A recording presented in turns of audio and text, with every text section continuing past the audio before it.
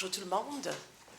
Il me fait grand plaisir de participer à ce colloque en honneur de John Broome et j'aimerais remercier le comité organisateur, c'est-à-dire José Brunet et Daniel Laurier, et surtout John Broome.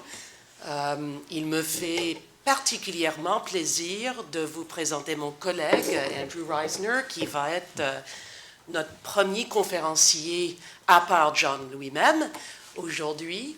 Donc, Andrew Reisner, professeur à l'Université McGill, ancien étudiant, comme l'a mentionné John, de John Broome, et maintenant menant sa propre carrière distinguée en philosophie de la normativité et de la rationalité.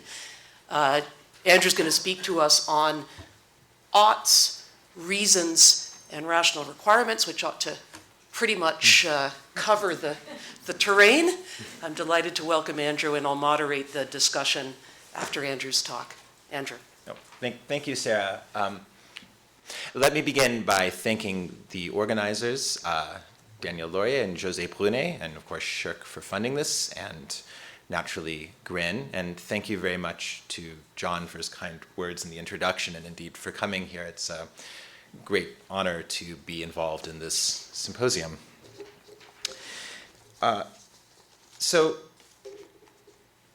My aim in this talk is not to present any particularly critical picture of the book itself, but to try and pick up some topics that the book touches on repeatedly, and which I think are important themes from John Broome's book that we can extend a bit. So I hope to see this as an extension of some of the thoughts that John is responsible for initiating in contemporary studies of normativity. I was pleased to hear in the preface that John thought one of his important contributions, or one of his important ways of thinking about normativity, was to focus on oughts, because as you'll see in the first paragraph of the handout, I take some trouble to say that. And indeed, when I started as a graduate student with him, which was 15 years ago, perhaps almost exactly, reasons were very much the flavor of the day. One might say the reasons boom had begun to really peak at that time, under the influence of philosophers like Derek Parfit and Jonathan Dancy, Joseph Raz, of course Bernard Williams. And in some of John's early papers, one of the things which he pointed out was that our reasoning, or our thinking about normativity, had been in many respects perhaps slowed or maybe even stunted by an excessive focus on reasons as opposed to oughts. I think that this insight has been very important and perhaps under-recognized in the way in which we've been able to advance our thinking about the nature of normativity and various problems. And what I'd like to try and do in the talk today is bring out ways in which thinking about ought, in fact, constrains, in important senses, our reasoning about reasons themselves. That is to say, our theory of ought and the kinds of things that trying to develop a theory of ought pressures us to do should help us think carefully about what kinds of basic theories we want to adopt about reasons themselves. I think this also has important ramifications for our understanding of the normativity of rationality. You'll notice on the talk handout I wrote mostly oughts and reasons. I will come to this point about the normativity of rationality and rational requirements at the very end. Perhaps this will be the least critical of the talks, but I hope that it will show some of the far-reaching implications of both John's work and the methodology that his work has introduced. Okay, so one of the things that we start thinking about when we think about oughts is that there are many different kinds of oughts, and we see in literature, if you read literature in philosophy of language or some of the literature in logic, we see all sorts of different kinds of theories being spun about oughts. And one of John's important contributions has been to get us to focus on what I'll call, for purposes today, the final ought, or perhaps final oughts. So these oughts are, for lack of a better term, at normative rock bottom. Once it's the case that you ought to do something or believe something or feel something in this final ought sense, there's nothing more, as it were, to say normatively. You could give an explanation of why this ought obtains. You could explain how the aggregation of reasons or something like that worked, which caused us to arrive at such an ought. But this ought is it. It's not defeasible. It's not weighable. It's simply done. And this is the ought which John has in mind in the Encratic principle, when you believe you ought to do something. But this ought need not apply only to beliefs. It can apply to anything to which oughts can apply. So feelings or beliefs would be two, or other propositional attitudes would be perhaps the most obvious other cases. When we think about the structure of final oughts, we might be prompted, I'm certainly prompted, to think about an issue that has a long and storied history in moral philosophy, but adapted to a bit more of a general case, which is to say, are there any, what we might want to call, tragic normative dilemmas? To put the point a little differently, I'll call them true or genuine normative conflicts. A normative conflict, in the sense that I mean it, would be a case in which there are more than one final ought, which cannot be mutually satisfied. Well, what sense of cannot? I'm not sure, but I don't think it will end up mattering much. The kinds of things I have in mind are pretty undemanding. If you can generate mutual unsatisfiability pretty easily. Sorry, I've noticed there's a typo in the handout. I should say under 2, so you'll see that we're moving to structural features of ought, the big handout. Under little item 2, there should be a B to be true normative conflicts. Okay, so in order to try and figure out whether there could be conflicting or whether there are conflicting final oughts, we need to answer a series of questions. And the two questions that I would like to focus on most is, one, is there a single final ought, single, if you like, type of final ought, or are there many final domain-specific oughts? To borrow a phrase from Owen MacLeod, is there a just plain ought? So it's not the ought of belief, the ought of action, or the ought of other propositional attitudes, just ought. And two, is it possible for there to be true normative conflicts, mutually unsatisfiable final oughts? Well, the two questions are pretty closely bound up. It's not necessary that there be multiple domain-specific final oughts for there to be normative conflicts, but that's going to be a more natural way to generate them, as I'll explain. Okay, so the first question we want to answer, this is 1.1 on your handout, is whether oughts are domain-specific. Well, we commonly say things like, we ought to believe something, we ought to do something, or we ought to feel something, and we notice in the philosophical literature quite commonly that these are li oughts, adverbial oughts if you like. So people talk about one practically ought to do something, one effectively ought to do something, one epistemically or theoretically ought to do something. The alternative to this is the thought that while it's fine to speak of domain-specific oughts as a kind of shorthand, they're not really different. There's just one ought. So it's convenient to talk about domain-specific oughts as a kind of façon de parler, but actually at the end of the day, there's just one single final ought. They're all the same sort of thing. We can imagine how this issue would relate to the question of whether there are genuine normative conflicts. To try and show how, I'll give you a bit of an example. So here we are today on Friday at the seminar, and we might want to know whether there are good reasons for believing that today, good normative reasons for believing that today is Friday. And I think that there are. There are various bits of programmatic information around the room. Well, I was relying on the fact that there was going to be. I don't actually see a date on here. There's a date on my handout. There we go. There's some information on my handout which says that today is the 21st of March. You might know that the 21st of March 2014 is a Friday. That's evidence, very good evidence, that indeed today is Friday.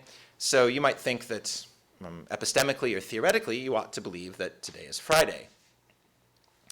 On the other hand, I don't know, perhaps you're like me and you're behind on other bits of work, and thinking that today is Friday might make you very stressed out and do a poor job at the talk, because I'm worried that Friday is far too close to Monday. So I might have all things considered practical reasons, or there might be an all things considered practical ought, that I ought to make myself not believe that today is Friday. I mean, after I'm already here, it doesn't really matter which day I think it is now. So, perhaps I should cause myself to believe it's a different day by associating with Friday deniers, or taking some sort of very specific amnesia pill or something like that. And so we might say I ought to cause myself not to believe that today is Friday, and causing yourself to do things in this sense is clearly an action. Well, cause is also a success verb. So if I cause myself not to believe that today is Friday, of course I don't believe that today is Friday, I can't both satisfy the theoretical ought in this case and the practical ought. That is, I can't do, in the sense of acting, what I ought to do, cause myself not to believe that today is Friday, and also believe what I ought to believe. So in this way, we can see that if there are domain-specific final oughts, it's very easy to generate true normative conflicts, genuine normative conflicts. This might not be the only way to do it, and I'll perhaps get to that a bit later, but it's, I think, the most obvious way. So what I want to try and suggest, I might say argue, but I'll see how persuaded you seem by the end. So if you're persuaded, I'll say I've argued, and if you're not, I'll just say I've suggested. That how we think about conflicts amongst oughts actually has quite a significant constraining effects on what sorts of theories of reasons we can adopt. And I think that this is a point which is somewhat neglected. And I'll just say by way of preview, so at least as far as I can tell, amongst most philosophers who work on reasons and normativity, they hold a view that I'd call normative separatism, or just separatism. And normative separatism is the view that each domain, here I mean belief, action, and various affective propositional attitudes, has its own distinctive kinds of reasons or sources of reasons or something like that. So John Skrupski sums up this view, I think, very neatly, for example, in his recent book, The Domain of Reasons, but you see it as a strong theme, for example, in Derek Parfit's work. And it's a view which I think motivates, for example, strict evidentialism about reasons for belief. I think it's partially what motivates many people to be fitting attitude analysts or buck passers about value. So this is the thought that each category has its own sort of special normative sources or characters. Well, of course, you can see that if these reasons within each separate domain yield, if you like, their own special oughts, the theoretical ought, the practical ought, and the affective ought, this is very likely to generate normative conflicts. And yet many people seem to think at the same time, at least it seems implicit in what people say, that they would be reluctant to accept the view that there are genuine normative conflicts. So it seems that we may have a choice between, we may have to choose between two fairly attractive views. One, that there are no conflicts amongst final oughts, and the other, that there are genuine, only domain-specific reasons. Now you might, if you're inclined towards the second view, that there are only domain-specific reasons, or special domain-specific reasons, you might wonder what the appeal is of the ought view, although it does seem many people find it appealing. So I'll just try and come back to the case here about, beliefs. So actually, I'll come back to that case at the end, because it'll be easier for me to choose the things. So never mind. I'll return to it. Okay. So to do the work that I want to do, I'm going to need two bits of slightly technical apparatus. I want to talk about one bit, which are reasons, which I think I mean in a fairly ordinary sense, and sources, which I mean in a sense which are similar but not quite identical to John Broome's sense when he uses the term. Okay. So I'm going to assume that reasons have the following structure. There's something like, for this is a reason schema, fact F is a reason for agent A to psi, where psiing is just anything. So I might use the word do at various times, but I mean it in a grammatically or just generally incorrect sense that I might use it as a universal verb. But this is to believe something, to feel something, to, in fact, to perform some sort of an action. This kind of schema is fairly neutral. If you don't like it being facts, if you just like it being propositions or true propositions or something else, that's fine. But the general thought is that we have some sort of notion of reasons where they are considerations that count in favor of something. I don't have anything better to say about reasons that won't just make it a synonym, so, or any less of a synonym. Sources, as I say, I use in a very slightly different sense to the way that John does, but in a related kind of way. So what do I mean by a source? Well, what I mean by a source is something like the category of thing in virtue of which a fact does count in favor of doing something or believing something or feeling something. So, for example, the fact that my handout says that today is the 21st of March and that the 21st of March is a Friday is a reason for you to believe that today is Friday, Well, it's evidence for it. What's the source of this reason? In my sense, it's evidence. Evidence is the source, or perhaps truth. I'm not quite sure. But anyway, truth or evidence. That Jill has a headache is a reason to provide her with an analgesic. Well, what's the source of that reason? Maybe beneficence, because it will cause her to feel better, something like that. Okay. So an important question as we start to think about theories of reasons as we actually see them in the literature is how tightly bound up sources and what I will call types of reasons, by which I just mean reasons to believe, reasons for, say, various affective attitudes, or reasons to do things, are connected. It's become very popular to think that they are, in fact, maybe it's been very popular to think that they are quite tightly connected. So we see this in work, we see efforts to try and spell this out in the work of philosophers like Nishi Shah and David Velleman, also in the work of people like Pamela Hieronymi. The thought is supposed to be something to the general effect that that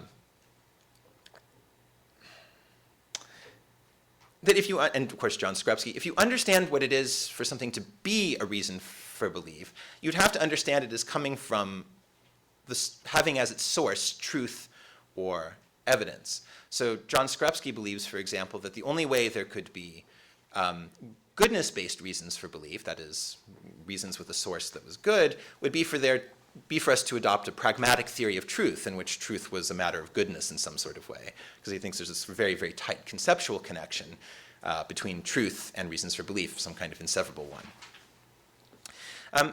So one thing which I'll want to ask is what sort of views we could adopt about this source binding feature. And in order to spell out these views, I'm going to add a bit more technology in the form of normative architectures. I don't have a better name for this. It seems like it's at least a decently correct way of constructing things. I apologize for all the invented terms. I hope in this case they'll make things clearer rather than more obscure.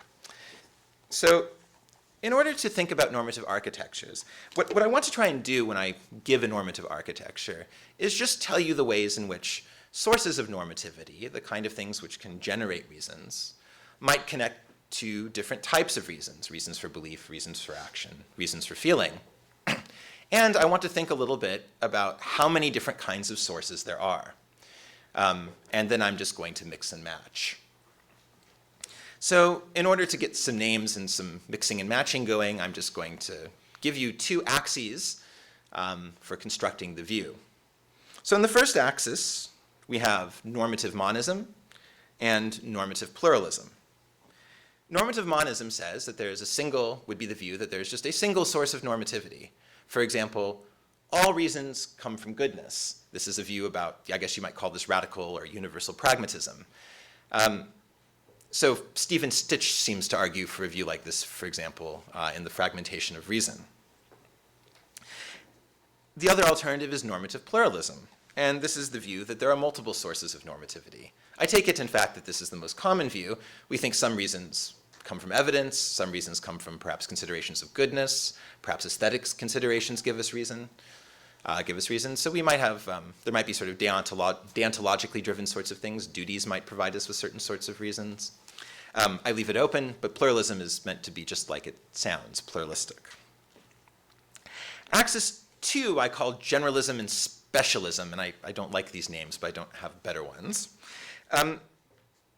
So reasons generalism is the view that there's no in-principle restriction on which sources of normativity can apply to which kinds of reasons.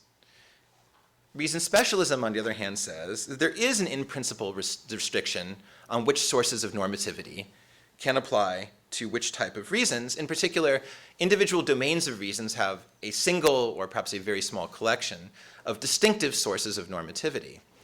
So to borrow some talk of strict evidentialism again, strict evidentialists think that the only source of normativity for reasons for belief is evidence or truth in a way that generates evidence. They might very well accept that for reasons for action, so I believe this is Pam Hieronymi's view, that goodness, in some form anyway, provides you with reasons for action, or at least reasons for intention. So here we have each kind of Each domain has its own distinctive kind of reason, but the thesis is stronger than that, and this is something which I want to emphasize. And I'll borrow Hieronymus' view again very briefly. So Hieronymus thinks that the explanation of the special connection is a conceptual one, and she has an apparatus for generating it. So if you understand what it is for something to be a reason, which she thinks more specifically is a consideration that bears on a question, you'll see that the only kind of question you could ask that's of the correct sort about belief could only yield considerations of truth or evidence, and likewise for intention, they could only yield considerations of something like goodness. Nishi Shah tries to make the same case, as does Tom Kelly and others, for strict evidentialism. So the thought is something like, when you understand what it is for something to be a belief, it's only conceptually possible. I mean, it's not necessarily obvious, but it turns out to only be conceptually possible once you've done some exploration, that evidence provides reasons for belief. So this is reason specialism. And as I'll point out as we go on a bit further, a generalist and a specialist might end up with extensionally equivalent views. So a reason generalist might just think that, as it turns out, all the reasons that there are for doing things are goodness-based reasons, and all the reasons that there are for believing things are, say, evidence-based reasons. But that's not because of some very deep conceptual connection. It might just turn out that the way evidence grabs holds of things ends up not applying to actions, and the way belief grabs holds of things just may never apply to beliefs. But that's not because of some deep conceptual feature of belief or action. So in some sense, in principle, they could be coextensive, but the explanations of why they would hold would have to be quite different. And this allows us anyway to get started and build up some normative architectures. So the first normative architecture is normative monism and reasons generalism. And this is the view that there's just one source of reasons, and in principle, it can apply to reasons across all the domains.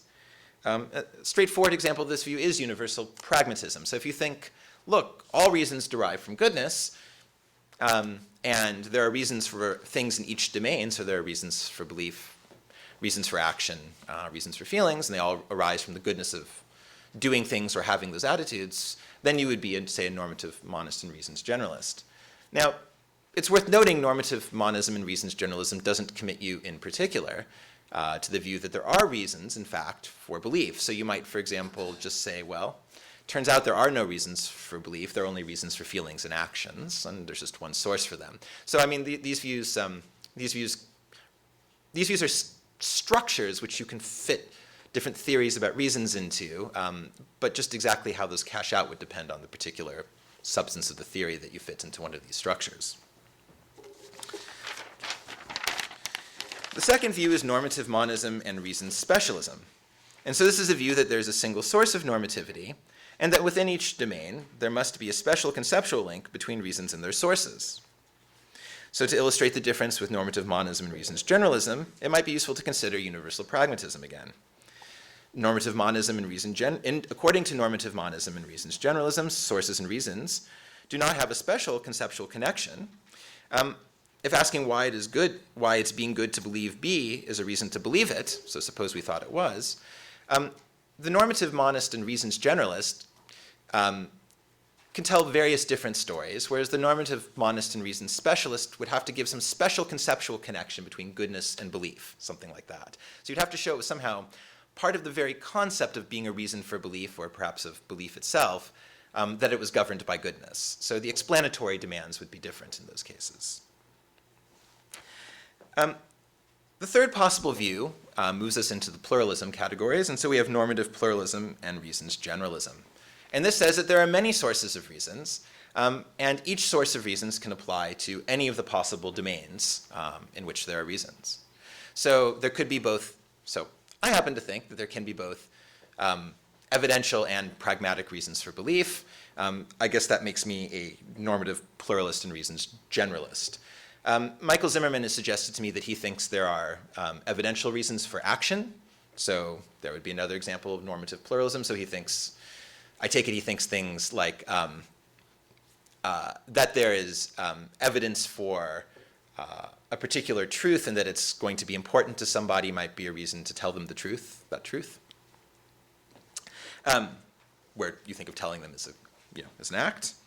So that's normative pluralism and reasons generalism. And then finally, we have normative pluralism and reasons specialism. And I think that normative separatists, broadly speaking, fall into this category of normative pluralism and reasons separatism. So this is the view that says there are many different types of reasons, and that in order for a reason to many different kinds of sources of normativity, and in order for a source of normativity to apply to a particular type of reason, it has to have that special conceptual connection with that type of reason. This, of course, doesn't have to yield the view I call separatism. It may turn out that both, say, goodness and evidence have the right kind of special conceptual connections to match up with belief or with action, but we can see where this is the category under which separatism will end up falling. So why is this important, why is this sort of large taxonomical exercise, and I appreciate your forbearance as I delivered it, of some philosophical interest? I mean, sometimes taxonomies are just interesting. Well, I want to claim that there's a sort of philosophical upshot to this. And that's because which general sort of architecture a particular theory of reasons falls into says quite a bit about our resources for resolving putative normative conflicts, that is, conflicts amongst final oughts. And the reason for this is that we have to think about how it is we're going to make comparisons amongst those considerations which let's assume for the moment are principally reasons, that deliver for us the final oughts. That is to say, if we think that final oughts are, in some sense, the product of or are determined by or co-vary with the reasons that we have and the way in which those reasons aggregate or compare, then we might want to ask what resources we might have for comparing those reasons in such a way that we would expect them to deliver some sort of putative conflict resolution, or resolution to a putative conflict. And here, of course, what we find is that the kind of resources we'll have available will depend on the difficulty or ease of comparability when we think about the sources of normativity that are generating the reasons themselves. So if we consider, for example, normative monism and reasons generalism, the view I've associated, for example, with radical pragmatism, we might imagine that apparent or putative interdomain conflicts would be, in some sense, in principle, fairly easy to resolve. So we might imagine, in fact, it strikes me as very likely being true, that it's in general good for us to believe according to the evidence. So lots and lots of the time we will have derived evidential reasons, even if we're a normative, even if we're a pragmatist, we'll have derived evidential reasons for belief. And sometimes, as in the kind of conflict that I raised, those will conflict with our reasons for action, or at least you might think they do. But now when we think about what it is that radical pragmatism or general pragmatism entails, we'll think, well, actually, this conflict should dissolve pretty quickly.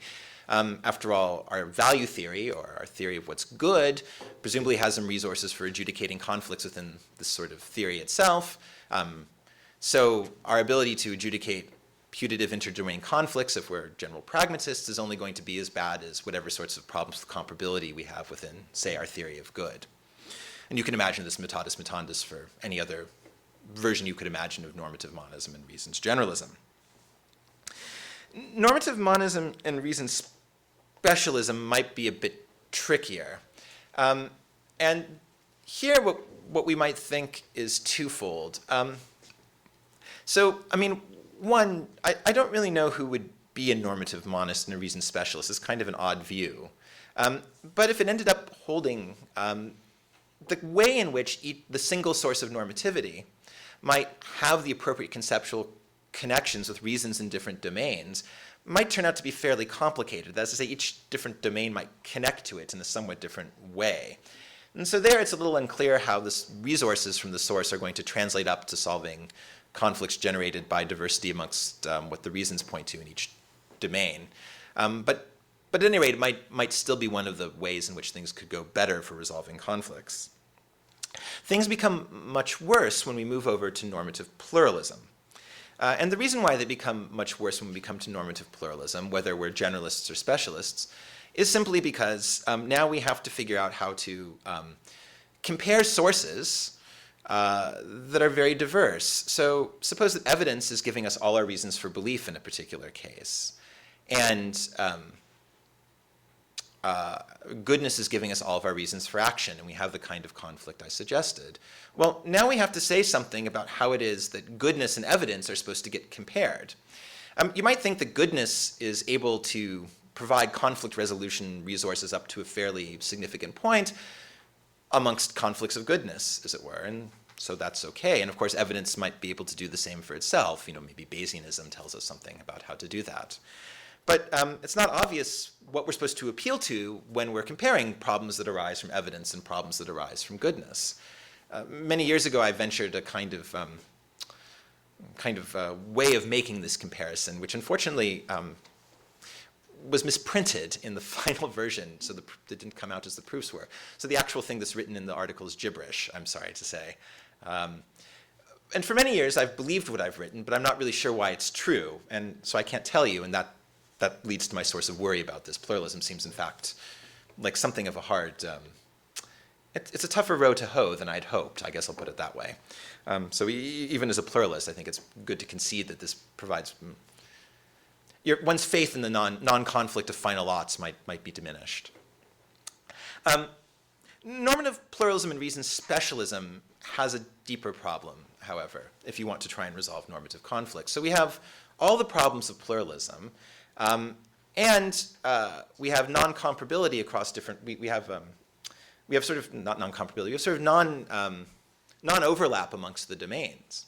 So, you might think that the kind of canonical normative pluralists and reason specialists are people, as I say, like John Skorupski, who think that evidence provides all the reasons for belief. Goodness provides all the reasons for action. And there aren't... So there, we have the general comparison problem that we just stated before, but now it's worse because the final oughts bottom out in each domain. So there are, say, in our toy theory, two final oughts, a final ought of belief and a final ought of action. And since these are the two final oughts, seems to be in principle they should be able to be in conflict. In order to try and resolve this conflict somehow, you might want to exert an ordering on the oughts. So here you might want to say, well, look, you have these two final oughts, but one dominates the other. But it's actually rather unclear how you formulate this thought if you're something like a normative pluralist and reason specialist. And certainly if you're a kind of normative separatist like John Skorupski, because separatism is really committed to the view that each of these are final oughts and there is no just plain ought. There's no subdomain or domain non-specific ought to appeal to. So when you produce this ordering, what's the ordering in terms of, in a sense? It's not, you can't intelligibly ask the question, ought I to do as practical rationality says I ought, or ought I to do, understood as a universal verb here, as theoretical rationality says that I ought, right? We can't really even ask that question intelligibly for separatists, because we're appealing to some ought that has to be understood in a different sense, one which isn't available to the view. Good. So the philosophical upshot to the story is that our focus on oughts actually, I think, is very important as a starting point for normative theorizing. What we expect from a theory of oughts in terms of conflicts and conflict resolution provides very important constraints to these broad structural categories of reasons and their relations to sources that might be available to us. And this set of constraints, if you think that non-conflict is a reasonable sort of view, may turn out to be unfriendly to popular kinds of views about reasons. Now, you might be wondering, so I'm going to try and make one positive claim in this paper and then briefly say something about rational requirements to wrap up. The positive claim I want to make is that we ought to be worried about having final normative conflicts or true normative conflicts. And I'll just try and give you a sort of consideration why. Some of the views I've mentioned allow for the possibility of final normative conflicts arising within a single domain. So we might imagine, if we're some sort of normative pluralist, that it's possible that there are goodness-based reasons for belief, just for example, and that there are also evidential reasons for belief. And we can construct a scenario, of course, where all the evidential reasons for belief tell us to believe P, and all the goodness-based reasons for belief tell us not to believe P. So we have a kind of, here we have the individual sources of reasons, at any rate, aggregate up in a way that's not, in fact, tractable.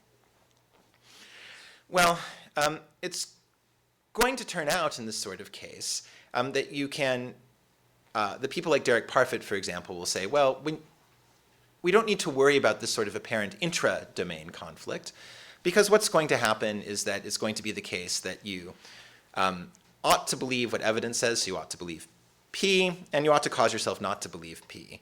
But you can rig up the sort of incentives for the beliefs, if you like, in such a way that cause yourself in any way which isn't just trivial, won't do the trick. So if you cause yourself to do it, bad things will happen. So you just take all the pragmatic incentives away out of the causation. You can even set up examples where they effectively self-efface if you cause yourself to do it. So in these sorts of cases where there ends up being no reasons for action, all you can say is that there's nothing whatsoever from a normative point of view in favor of having, say, not believe P, where not believing P is uniquely has the consequence of, say, preventing the mad scientist from blowing up the world, or, whatever kind of incentive-driven case you would like to have. So the evil demon, will destroy the world unless you don't believe P, even though all the evidence points at P, or something like that.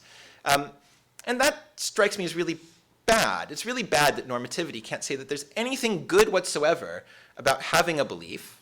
Say you already hold it, so there's no problem with acquiring it, or alternatively not having a belief that you already don't have, so there's no special problem with not having it, that prevents the world from being destroyed, but happens to be against the evidence. And you can see that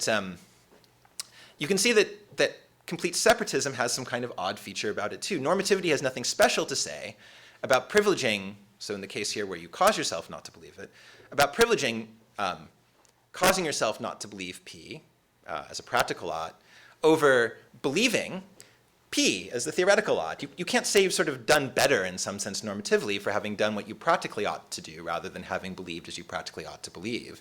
So this non-comparability is really, I think actually quite a lot worse than people tend to think so. Now, if you say this to many of the people who hold these views, they'll just bite the bullets, and they can, but I have to admit, for myself, I find that worrying. Finally, rational requirements.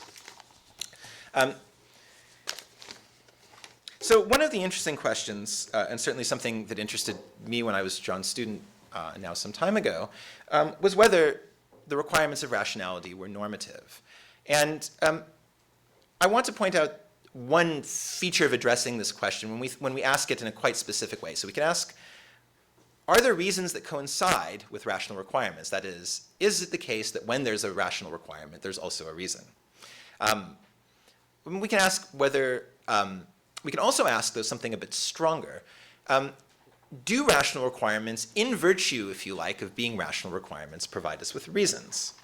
And here, I simply want to point out that when we think about the sources of requirements, now in Broome's sense of sources, we get a structure that looks roughly like this. Requirements of rationality are so in virtue of having as their source rationality. And if a source is itself normative, if rationality were, for example, normative, then its requirements would either constitute or would issue in reasons. So morality is a source of normativity, a normative source. It gives us requirements of morality, and that issues in, if you like, moral reasons. Well, we can see, of course, that this question about, once we think of things and sources in this sorts of way, we end up with some very complicated kinds of questions we have to answer. So if we want to know if rationality is inherently normative, that is to say, if it's a normative source, we would want to answer questions about normative pluralism versus, for example, normative monism. We'd want to know what it is that makes those things that are normative normative. If we were a monist, for example, and a radical pragmatist, and we thought that the requirements of rationality issued fundamentally from coherence in some broad sense, then it wouldn't look like that they would be inherently normative, because after all, coherence is going to work out well for you much of the time, but also not always. On the other hand, if we thought that certain sorts of considerations were inherently normative, for example, that rationality of belief was essentially connected to truthiness in some sort of way, you might think that explains consistency norms, and truth is itself a normative source, then perhaps we might find a way to argue that at least some of the requirements of rationality are not only coincidentally normative because they line up with truth, but in fact it's part of the very nature of the source itself, that it's one of the normativity issuing sources. And this has the interesting result that you might even find that within a specific, in Broome sense, source of requirements, some of the requirements it issues would in fact be reason-giving or would be reasons themselves, and some wouldn't be. And so I suppose if I have a single comment, I think it's a rather interesting feature of Broome's view about requirements, that we might not want to ask whether the source is normative to court, but whether the source is sometimes normative. It seems possible to me that there's more room for nuance about the normativity of sources in Broome senses than just on or off. And that's it. Thank you.